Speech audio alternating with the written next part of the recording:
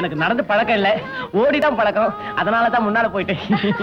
இல்ல மருந்து பெட்டி கையில வாங்கின உடனே நீங்களே பிரசவம் பார்க்கலான்னு ஓடிட்டீங்களோ நினைச்சேன்.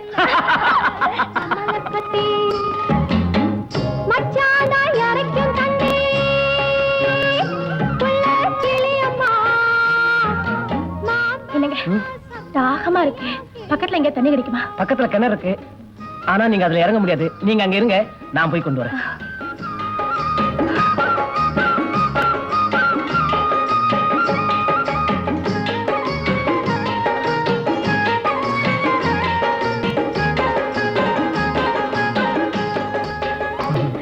தண்ணி கொண்டு வர பாத்திரம் இல்ல.